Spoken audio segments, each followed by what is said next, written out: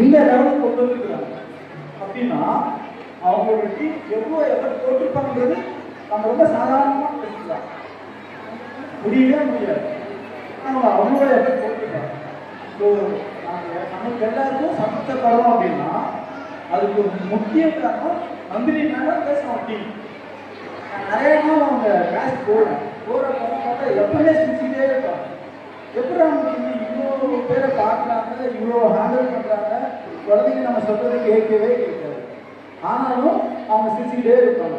நான் வீட்டில் வந்து சொல்லுவேன், அப்பா நீ அந்த மாதிரி இரு அப்படின்னு சொல்லி சொல்லுவேன்.